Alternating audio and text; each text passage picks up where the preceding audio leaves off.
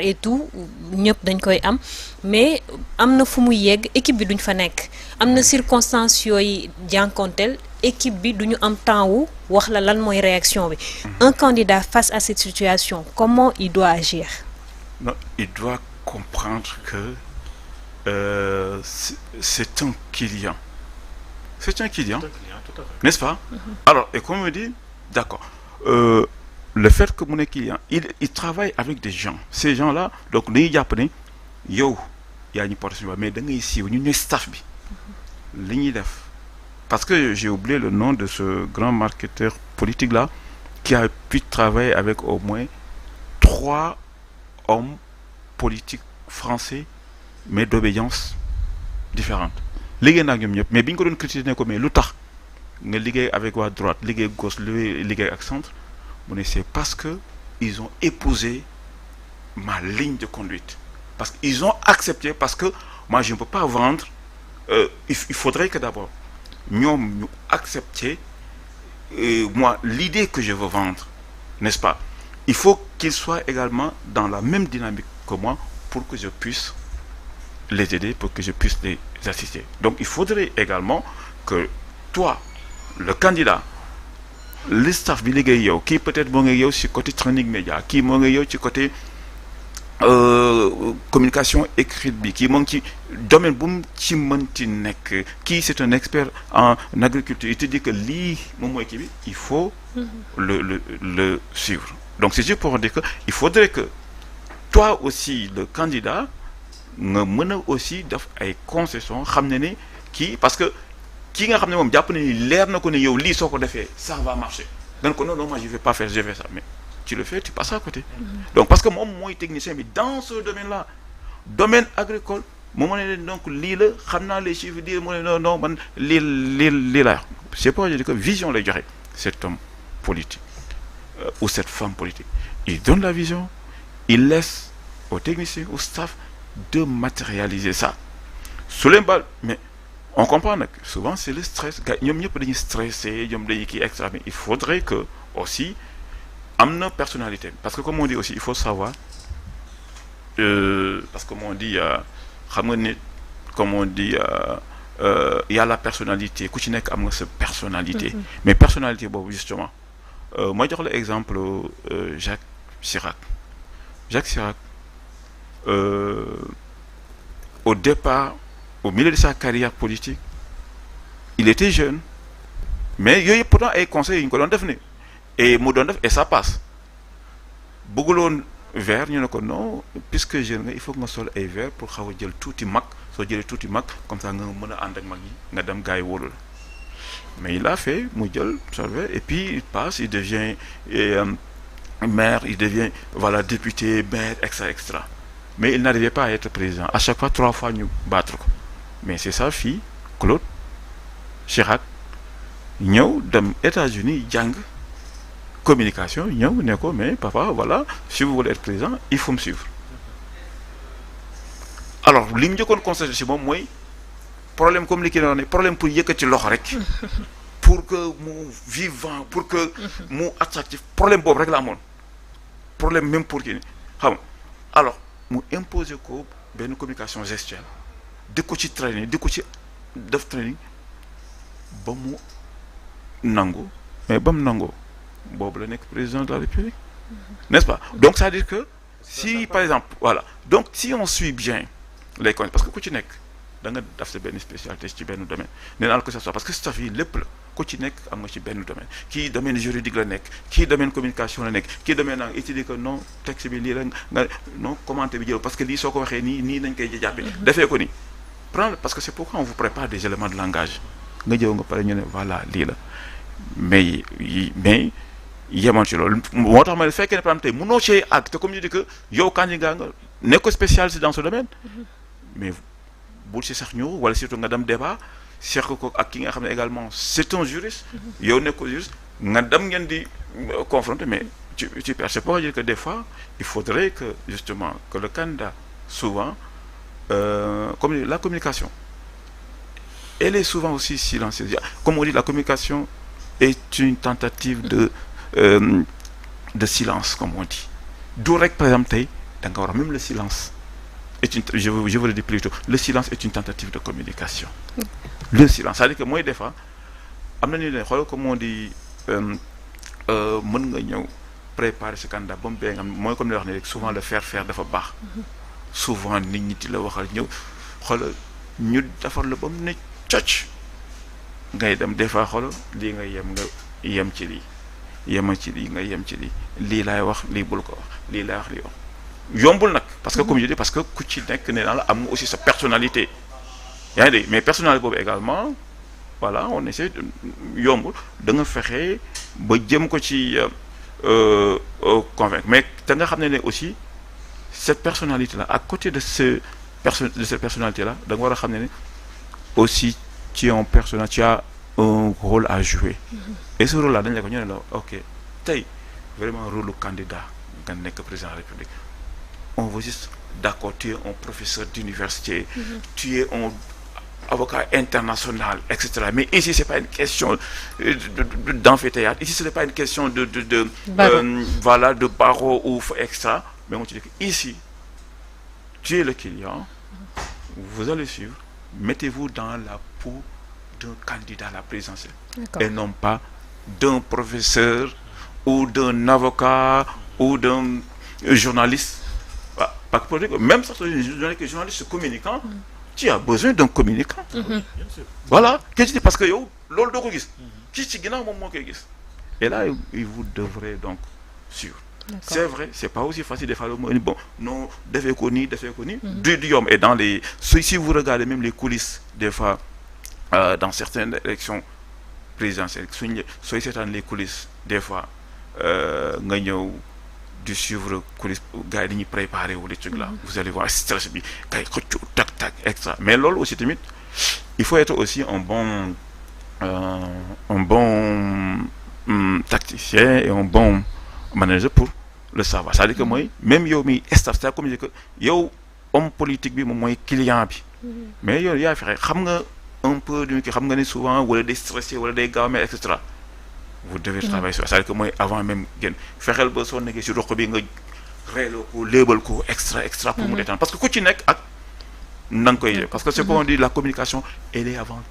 tout sociologique donc nit ki da nga koy jàng nit jàng être n'est-ce pas xam aussi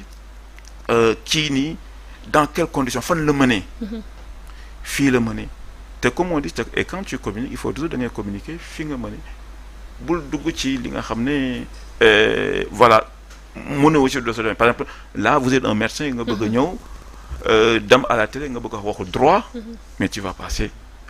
à côté donc et là le staff le communicant qui est là pour vous guider ci loolu nag la lay jàppale ci di que non fii yemal ci lii question fekkee sax question la réponse question réponse gars yi comme on dit rek voilà journal xam nga des fois ñu bëgg la dugal sax ci ay questions sax mais loolu li nga xam ne que non là il faut savoir mooy même en matière de communication il faut aussi reconnaître aussi ses limites dans ce non là duma ci avancer donc le staff a un très grand rôle à jouer ci carrière aussi homme politique bi mais à condition comme je dis que ñu suivre donc je veux dire que mais ñoom ñëpp yombul pour ñoom ñëpp nee naa la soo xooloon un peu les coulisses là vous allez voir gars yi ñi dañuy mer bay bëgg a gedd da nga gis des fois gars yi plaqué dam extra parce que voilà je lui dis que waxoon naa ko mu wax lii waxul lii voilà d'accord c'est un peu ça mu mel ni kon carrière politique gu nit lu ko defar jafe na mais lu ko gàkkal yomb ndax parfois yaa ngi ko doon wax junj sànq si wàllu manipulation yi dañuy gis ne surtout buñ tolloo période bi parfois dañuy jot information yu bëri tey rek par exemple depuis démb d'ailleurs ñu ngi naan Macky Sall woonu président Macky Sall woolu na Amadou Ba dem na palais ñii ne gisee nañ ñii ne gisewuñu ñii ne soutenir atu ko mu ngi soutenir Boun Abdallah Dionne ñii ne dafa confirmer candidature bi muy loo xamante ne ni aujourd'hui en termes de communication mën na servir comme mën na desservir le parti au pouvoir donc la manipulation aussi dans la communication nan nga koy jàngatee ci contexte bi ñu nekk. waaw contexte bi ñu nekk surtout dans le monde de la digitalisation de plus en plus dañuy wax ne nous sommes dans un écosystème de la désinformation loo xam ne nii du maanaam fausse information du maanaam juum comme journaliste bu ñëw joxe une information mu nekk une fausse information peut-être juum na mais day juum de bonne foi loolu am na mën na aussi juum parce que c'est il est juste léger de mais dañoo toog contexte boo xam ne nii comme li xewoon ay temps guerre mondiale loolu yàgg na fii ay Goebbels ak yooyu dañuy jóg pour communiquer mais dans cette communication il y a beaucoup de désinformation il y a beaucoup de fake news te fake news yooyu souvent pour defaral kenn la wala pour yàqal kenn la te li comme exemple bi nga joxe il y a plusieurs versions contradictoires na ne Amadou Ba ma nga Tiwaawoon la nekkoon ñu woo ko mu ñëw am na ñu ne moom ci jëmmi boppam moo woo président pour gisee ak moom am na ñu ne président àndutut ak moom am na ñu ne président bàyyi na ko waaye Mohamed Boun Abdallah Dionne moom la def candidat gis nga après Madiambal il a fait un tweet pour dire que président dina tase ak Amadou Ba te da koy confirmer ne ko yow yaay sama candidat donc il y a plusieurs versions donc guerre de l'information te ci guerre de l'information boobu malheureusement c'est pas toujours de bonnes informations c'est pas une information vérifiable et malheureusement aussi journalistes yi ils servent de relais sans pour autant vérifier dañuy servir de relais am na ñoo xam ñoom ñoo ko tey mais am na ñoo xam ne dañoo bokk ci dispositif bi souvent aussi comme ci réseaux sociaux yi bon ñu ngi doon wax léegi WhatsApp nga xam ne c'est devenu un média partage yi bëri na nit ñi dañuy nekk ci ay groupes yoo xam ne ay plusieurs des centaines de personnes ñoo ciy nekk donc loolu déjà c'est une masse critique très importante am na aussi sur Facebook sur X et autres nit ñi dañ fay bëri te du ñëpp ñoo am possibilité vérifier information du ñëpp ñoo am aussi capacité pour xool pour distinguer la bonne graine de l'ivraie am na ñoo xam ne bu ñu gisee information rek même bu dee journaliste moo ko wax information loolu mën na bañ a nekk dëgg mais dañ naan kii moo ko wax comme wax nañ ko dëgg la comme gis nañ lu xaw a niroog moom dëgg la je pense que loolu yëpp moo tax moment bi parce que c'est pas propre au Sénégal comme ni ma koy waxee depuis Hillary Clinton ak les Russes moom dañ jàppoon ne ñoom ñoo ko xañ élection yi ñoom ñoo tax ba gañewul élection yi aux États-Unis parce que dañu jàppoon ne ñoom dañoo manipuler information yi ba Trump ñëw léegi ay Bolsonaro ñooñu dañoo jàpp ne ñoom ce sont des grands manipulateurs ñoo xam ne nii ils utilisent des fake news pour exister ay Boris Johnson nga xam ne c'était un journaliste mais il est capable en manipulation en fake news noonu la def aussi ba egg gis nga li fi xewoon ci pandémie Covid-19 bi ñi naan amul ñi naan mais ba Trump ci boppam un président de la République ne moom Covid-19 bi amul parce que il suffit nga jël benn dose xaw ma chloroquine après nga wér heureusement ou malheureusement mbir mi far ko dal donc loolu yëpp mooy waral ne communication surtout en période électorale nag en période de crise ci la fake news yi gën a bëri parce que gars yi souvent il y a toujours l'éthos nit ñi dañuy bëgg nga leen di wax loo xam ne c'est un peu extraordinaire dañuy bëgg information comme s'il y a une platitude dañuy bëgg loo xam ne nii peut-être dina leen xaw a émerveiller ak yooyu loolu moo tax gars yi fake news yi di réussir léegi beneen problème bi nag mooy bi candidat yi am mooy léegi ñu ngi wax ci entourage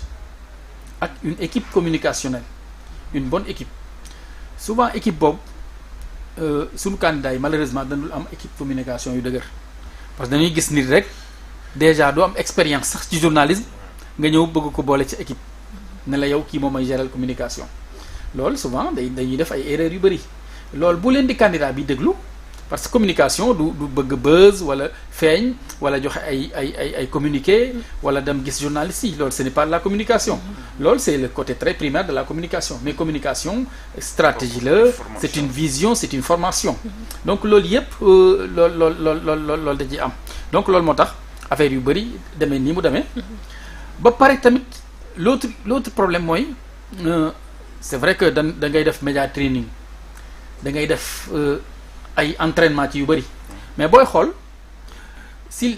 y a trop de scénarisation ça tue la communication. Malheureusement ku mel ni Anta Babacar bon pour moom comme ni ñu ko cité léegi gis naa benn kiyam benn vidéo bu dugg ci moto yëg ci moto dem c'est tout à fait da nga naan kii film lay jouer quoi da nga naan kii film lay jouer alors que boo demee ba xale yi sax ne waa kii lan la ci jublu moom loolu c'est trop même la manière de parler waaw même la manière de parler bon gars yi dañ naa la ni ngay waxee di tàllal loxo di yëkkatee ko dugal mais loolu si c'est trop si c'est excessif authenticité bi day dañ te bu authenticité bi day dañee dan naa kii elle n'est plus naturelle donc communication c'est de l'art et tout mais si c'est trop ça devient marrant nit ñi dañuy ñokk di la reetaan da ngay jóg tàllal loxo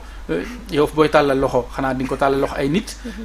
ay foo xam ne dara nekku fa yow déjà même bu fekkee sa équipe yi filmé wul la kenn ngi toll fa la di la filmer après génne ko ci réseaux sociaux yi ça déstabilise toute ta communication donc loolu yëpp candidats yi dañ koy war a bàyyi xel bu ko defee duñ am ay problème ci seen communication. D'accord. Sambou, peut-être pour tàggowaale aujourd'hui 4 jours après démarrage de campagne bi mu des à peu près une dizaine de journées lan ngay xaar ñu gën ko améliorer ci candidats yi ñëpp de manière générale. Alors sauf que comme ni ma waxoon ci njëlbeen yi kenn seen objectif communication bokkul. am na koo xamante ne am na ñoo xamante ne seen objectif réellement c'est affiché. mooy c'est gagner la présidentielle. am ñoo xamante ne pour ne pas reprendre le slogan de l'autre naa bokk rek la am na ñeneen ñoo xamante ne c'est peut-être dañuy signaler wu pour marquer leur présence dans le landerneau politique ou alors war a bëgg a dugg ci landerneau politique bi. Quoi qu'il en soit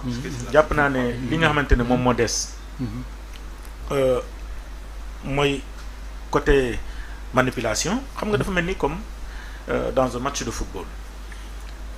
parce que marquer un but c'est dribbler l'autre c'est de pousser l'autre à faire des erreurs donc loolu dafay am ci camp yi mën nga nekk ci camp bi mais da ngay joxe benn information c'est juste pour déstabiliser l'autre image bi mu wax ni par exemple man mi nekk beneen camp bi ma su ma gisee voilà comme par exemple lii moom équipe ba mën na ko bañ a jël mais man mi nekk ci beneen camp bi mën naa ko jël filmer ko dugal ko ci réseaux sociaux yi donc loolu yëpp war na mën a tax tey je pense que ñu soigner seen communication et que ñu xam ne aussi comme Mame Ngor l'a dit ce n'est pas parce que je suis journaliste que mën naa gérer sa communication et te dañu nekk ci benn tournant boo xamante ne c'est très important ci période bi ñu nekk nii déjà moi je pense que li ñu naan aéroport wala ki pour man c'est de la manipulation c'est de la communication bien fabriquée peut-être par le camp du pouvoir et peut-être même c'est pour permettre à ce que xale yi nga xamante ne beneen côté bi ñu ngi wootee pour ñu dem récupérer seen carte d'identité peut-être c'est pour décourager ñooñu bañ a jëm jëli seeni carte d'identité donc il y a plein de choses yoo xamante ne tey ku nekk war nga mën a éviter nga trébucher parce que boo trébucher li des ça est très compliqué pour nga jógaat. D'accord. Voilà. Donc vraiment ma toggaale benn comme noonu nga wax. di remercier Ibrahima Benjamin. nekk sunu président de commission stratégie ci sunu association bi UPF. di remercier Mame Ngor di la remercier également. di la souhaiter beaucoup de courage. Je pense que le concept les gens commencent à l'épouser commencent à l'adopter donc je pense que c'est bien pour que véritablement ñu mën a indi beneen facette ci sunu. nu ñuy couvrir li nga xamante ne moom mooy campagne électorale bi ak la campagne révisée parce qu'effectivement il s'agit d'une campagne révisée. Merci beaucoup Sambou Biagui. Les derniers mots avec Ibrahima Benjamin mais j'en profite pour demander au Sénégal aujourd'hui est-ce que yaakaar nga ne communication vraiment mën na gagner élection. Mais bien sûr tout est communication comment lépp communication la mais da nga est-ce que une bonne communication il faut une bonne communication. waaw bonne communication mooy gagner. mais dañu la communication liir bi dafa judd sax di communiquer donc la communication suñu vie la bokk mooy yaa ngi ci kër da ngay communiquer ak say jabar di communiquer ak say mag di communiquer ak say donc communication la après forte raison nga ne da ngay soxla wala da ngay dagaanu baatu askan wi. mais il faut pourquoi la parce que question ñi ngay wax- précisément parce qu'en fait dafa am ñoo xamante ne ni soxlawuñ nga wax soxlawuñ nga seeti leen ñoom am nga seen voix ba pare maanaam da nga ba am maanaam na même ñoo soo xamante ne toogee- ni jarul ngay campagne ñoom am nga seen voix ba pare surtout les partis traditionnels souvent dañu am ay militants yoo xamante ne ni campagne xam naa bi léegi peut-être bu pour mooy base affective quoi ñi nga xam ne voilà. xam nga loolu moom peut-être ci ay jamono nga ko doon am appelle les jamono acquis. jamonoy parti socialiste kooku la doon am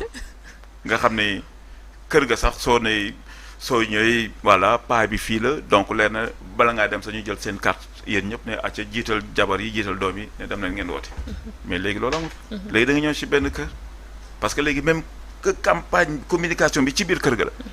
kii ànd naag Anta Babacar kii ànd naag Serigne Mboup kii ànd naag nu mu tudd encore Mamadou Aliou Dia puis kii ànd naag Sonko kii ànd naag Amadou Ba extra mais ñoom ñëpp ci kër gi mais ku ci nekk mais voilà ku ci nekk da ngay jéem a convaincre sa morom donc foofu sax la tam mais ba man ma góoma loolu mais da nga naan leen laa doon su fekkoon da nga ko waxee ne par exemple instant bi campagne nañu ba pare parce que voilà dama ne même suñ ko defoon une semaine ok c'est bon parce que nee naa depuis 2 ans ngi nii ñoom ñëpp a ngi wax depuis 2 ans ñoom ñëpp a ngi wax mooy seen vision ñoo ngi koy wax léegi xam nañ leen mais est-ce que ils sont convaincants léegi loolu wax léegi nag moo tax combat bi yëpp foofu la mais nag aussi il faut comprendre aussi tamit benn mbir électorat wu léegi Sénégal léegi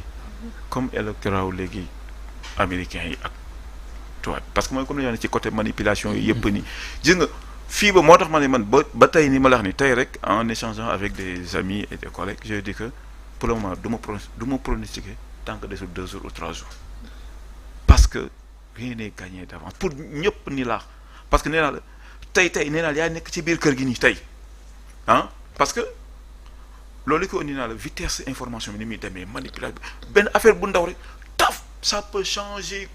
le cours des choses bu gaaw te loolu ba veille élection bi mën a nekk donc kenn gañagul dama wax on de man en tout cas dama ne doo ba tey ni voilà son fameux retour pour rencontrer voilà changer lu bëri voilà donc voilà rien n'est gagné d'avance et comme ni naa la ci biir kër ga kenn mën na tey fi mu toll nii tey mën nga si am juróomi nit wala fukk nit yi nga xam ne ku ci nekk yaa ngi nekk fenn ñu dem ba ca fay benn affaire benn information bu ndaw wala benn affaire bu ndaw tax kooku ba mu ñëw ca ñam nekkal mu wan leen benn information wala mu yee leen ci benn mbir ba ñoom ñëpp ñu xëy ñoom ñëpp ñu dem hôtel benn xam nga donc ci 15 concessions 20 concessions 30 concessions donc mën na nekk loolu tax ma ne donc combat bi ah ba jour J ba jour bay gars yi ñii di transporter seeni militants di yóbbu ñuy wote ba jour boobu nee na affaire bi mën na changer parce que comme je dis que tey su fekkoon tey sondage yi autorisé nañ ko comme aux États-Unis nga xam ne gars yi da ngay ñëw tey à une semaine ñu ne la kii moo jiitu à 4 jours ñu ne kan nekkoon ci suuf far yéegaat na pour benn fait bu ndaw wala benn déclaration bu ndaw wala benn gars yi am ci moom benn cofee bu ndaw benn compassion mu def benn déclaration bu extraordinaire tout si ñëpp mais ñëpp ne voilà kii nag moom mooy waaj donc benn fait bu ndaw mën a indi déclic nee naa la ci mbir mi donc da nga naan kay c'est plutôt compté mooy et puis mooy am na léegi nag fenn fooy toog yoo xam ne léegi da ngay def mooy consolider maintenant c'est ak maanaam li nga jotagum am nga ne xaaral léegi li ñu jotagum am booba léegi nañu xool léegi nan dañ koy multiplier mais veiller di soññu également kii di def aussi beneen travail parce que loolu aussi communication même tey nga def porte à porte dem ci kër yi lépp en rate lépp comme mais xanaa nga da nga naan bu kenn dem maanaam dormir sur ses lauriers nga ne voilà mbir mi jeex na mais liggéey bi moom nee naa la ba jour pour preuve dama ci élection nu mu tudd encore yi weesu yëpp nii da nga ñëw ba ci buntu kii bureau yi gars yi pare wuñ sax campagne bien que dañ naan campagne ba jeex na ca fay ba mais gars yi ngi continuer parce que xam ne ci 30 secondes tu peux bien que tout ça c'est interdit waroo influencer ci kenn muy dem mais teewul comme je dis que pour dire que gars yi duñu bàyyi donc voilà sinon di leen di gërëm bu baax di leen di féliciter ci émission bi campagne résumée c'est un nom merveilleux très marqueur ça passe bien n'est-ce pas di féliciter également mon ami et mon frère le patron de GTV sama parent bool hein n'est-ce pas ah sama parent bool di gërëm également mon ami également de l'IPEF voilà notre vice-président ah di leen gërëm ci invitation bi vraiment parce que man comme ni man des fois je préfère mu laax ni togg mbir du may bëgg di mais vraiment avec mon ami vraiment insisté na pour ma ñëw ma ñëw ñu waxtaan rek man daal waxtaan rek laa ko jàppee mais comme je dis man je préfère plus di réfléchir toog kalu def samay stratégie que di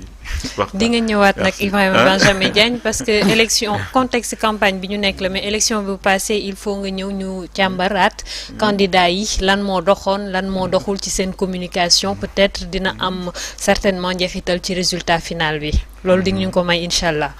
di la gërëm kon ci teewaay bi Mame Gor yow tamit jaajëf. waaw merci xanaa di gërëm Ibrahima Benjamin Diagne di gërëm. Sàmm Biagi moom dafa amoon sax urgence mais dafa mujj toog par force waaw non Ourey yow moom yaay sunu star comme ni ma la koy waxee Ourey Fall waaw